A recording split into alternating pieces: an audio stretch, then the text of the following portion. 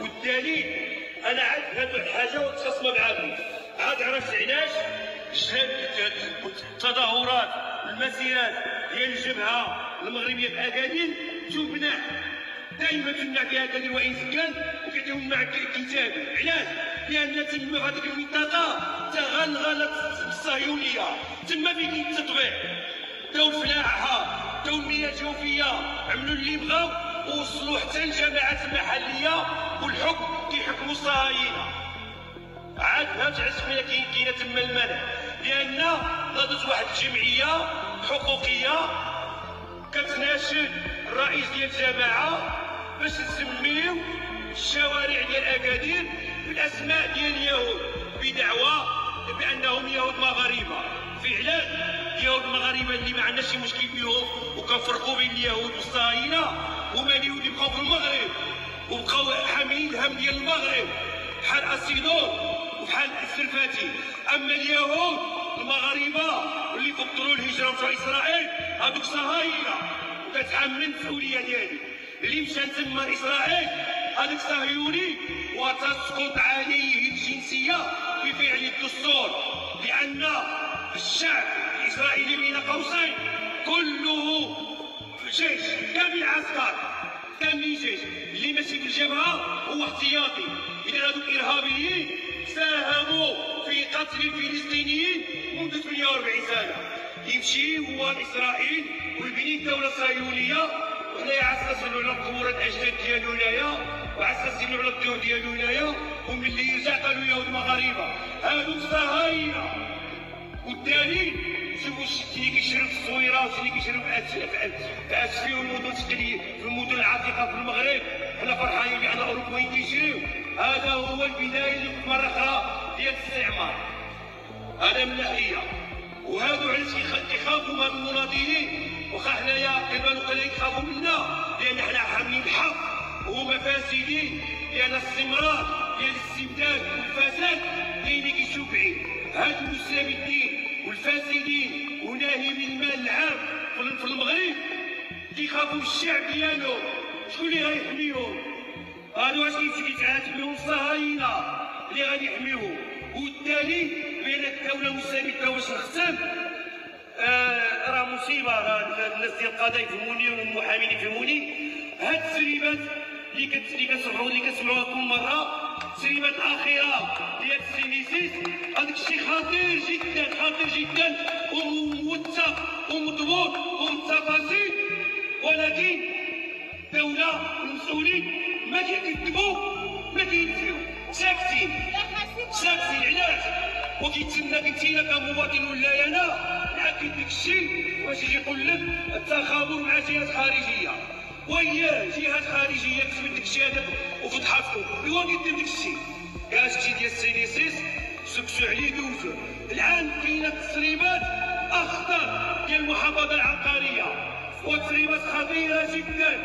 كذلك سيكون الصمت لان علاش؟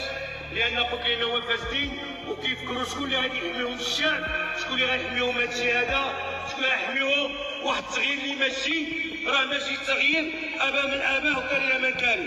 اللي غتحميهم هي الصهيونيه. وتحيه نضاليه. والدليل انا عاد هاد الحاجه وتخاصمه معاكم، عاد عرفت علاش التظاهرات المسيرات ديال الجبهه المغربيه في اكادير تمنع، دائما تمنع في اكادير وان كان وكيعطيهم مع كتاب. علاش؟ لان تما في هذيك المنطقه تغلغلت الصهيونيه، تما فين كاين التطبيع، داو الفلاحه داو المياه الجوفيه، عملوا اللي بغاو ووصلوا حتى الجماعات المحليه والحكم كيحكموا الصهاينه. عاد هاد العسكريه كاينه تما المنع، لان غادت واحد الجمعيه حقوقيه كتناشد الرئيس ديال الجماعه باش تسميو الشوارع ديال اكادير بالاسماء ديال اليهود بدعوى بانهم يهود مغاربه.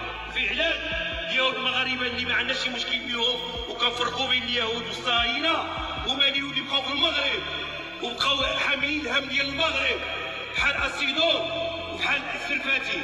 اما اليهود المغاربه اللي فضلوا الهجره ومشاو اسرائيل هذوك صهاينه، وكتحمل المسؤوليه ديالي.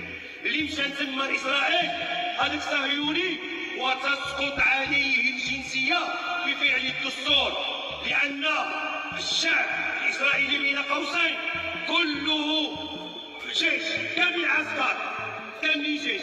اللي ماشي في الجبهه هو احتياطي. اذا هذو الارهابيين ساهموا في قتل الفلسطينيين منذ 48 سنه. يمشي هو لاسرائيل ويبني الدوله الصهيونيه، وحنايا على اساس انه على قبور الاجداد ديالو هنايا، وعلى اساس انه على الديور ديالو هنايا، وملي يرجع قالوا يهود المغاربه هادو الصهاينه. والدليل شوفوا الشتي اللي كيشرب في الصويره والشتي اللي كيشرب في اسفي والمدن الثقيله في المدن العتيقه في المغرب. حنا فرحانين بان الاوروبيين كيشريو. هذا هو البدايه مره اخرى ديال الاستعمار. هذا من ناحيه. وهادو علاش كيخافوا من المناضلين؟ واخا حنايا كنبانو كذلك يخافوا منا لان حنا حاملين الحق وهما فاسدين، لان الاستمرار ديال الاستبداد والفساد كاين كيشوف بعيد. هادو المستبدين والفاسدين وناهبي المال العام في المغرب كيخافوا الشعب ديالهم. شكون اللي غيحميهم؟